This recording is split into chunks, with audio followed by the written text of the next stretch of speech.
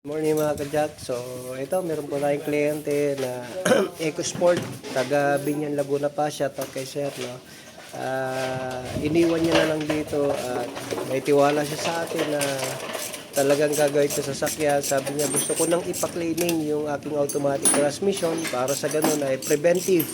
40,000 kilometers pala, medyo may nararamdaman na siya ng konti, kaya bubuksan natin transmission kung gaano kadumi yung 40,000. So abangan nyo mga kajak, kung kayo ay may EcoSport at 40,000 kilometers ang inyong tinakbo ng sasakyan na EcoSport, makikita natin kung ano itsura ng 40,000. Okay? Nababa na natin. Medyo malinis sa bandang harap. Check natin sa loob kasi may mga dumi. Nababa na natin siya. Kung mapansin nyo mga kajak, hindi pa siya ganong kakalawag, pero nandoon lahat ng dumi. Ayan. Yun. Kita nyo alikabok. Yun. So yan, pagkakatagalan, iikot yan dyan hanggang sa pumunta sa shipport, hanggang sa magkakalawag ng shipport.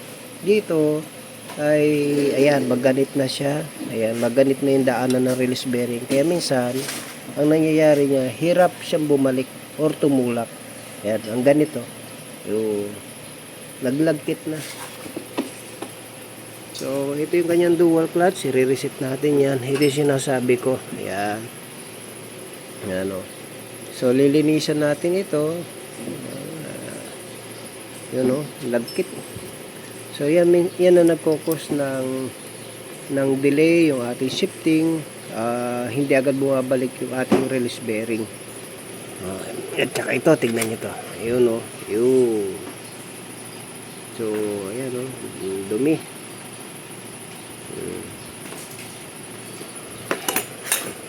Ayan. Kaya i-cleaning lang natin ito, i-reset natin ang dual clutch, tapos ibabalik na rin natin. So ito, alisin din natin to lahat, yung kanyang shipport, huhugasan natin. Tapos ito, lilinisan natin yan na yun. Lagkit. Oh. Ibig sabihin, pag tumulak ang shipport, hindi agad babalik minsan dahil nga malagkit. Yan. Nagkukos siya ng jerking. Nagkukos siya ng delay. Nagkukos siya pag mabilis tayo, magsiship siya, medyo may dragging. Pero lilinisan lang natin to. Ito yung dumi. Yan. Grabe ang kapal. Yan. So, nandito lang sa gilid muna kasi umiikot yung ating dual clutch. Pero pagkatagalan na yan, around 80,000. Ako, sobrang dami na yan. So, at least ito, 80,000 pa lang o 40,000 pa lang ay pinababanin niya para malinisan. Para masalba pa yung kanyang shipport at yung kanyang dual clutch. At least tumagal pa na 100,000 kilometers uli, maayos na sulit na 150.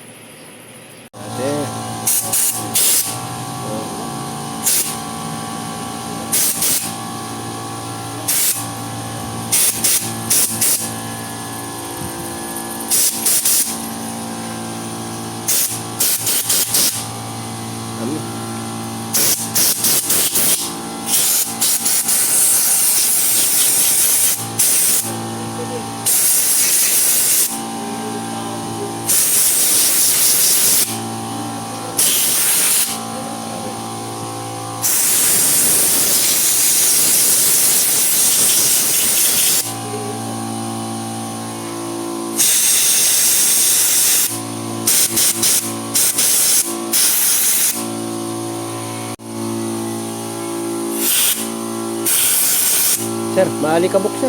Maalikabok.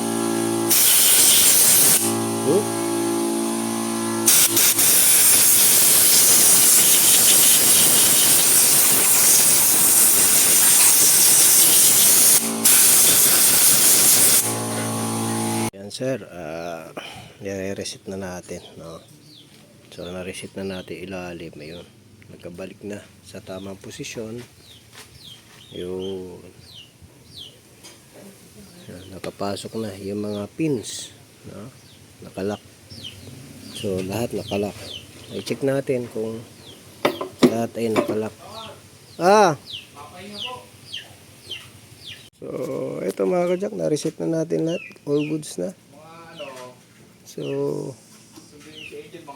yan, na-reset na natin yung ibabaw. Na-reset na natin yung mga ilalim. Nakatukod na siya sa mga fins niya. So, yung diaphragm, at least nare-reset, no? So, ito, 40,000 kilometers, na-reset natin. May mga matatagal na kasi na may kalawang, mahirap i-reset. Pero ito, na-reset pa natin. So, good. Ay, babalik pa natin ito. Magagamit pa na may-ari. Kasi yung kanyang mga clutch, ayun, no? Makikita niyo yung clutch niya, lining. Makapal pa. Okay pa. Magagamit pa yan. So, ayan, daming pulbos.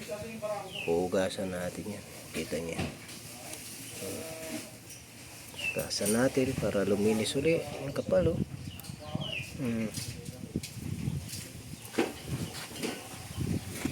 So, ito mga kajak, yung malinis na transmission na yun. Napakalinis na. Napakakinta. Ayan. Ayan mga kajak, so nililinis natin maigit yung mga to. And then, bago natin ibalik yung ating lumang yung ating mga parts, no? I should say. So anyway, marinis na. Na-reset na natin. Babalik na natin mamaya. Mga kajak, binabalik na natin. Yan, nalinis na natin. Linis, eh. Babalik na natin lahat. Okay na po, sir. At nalinis na ang ating transmission. Okay, ang linis. Babalik natin. Na-reset na maayos. Babalik na lang natin.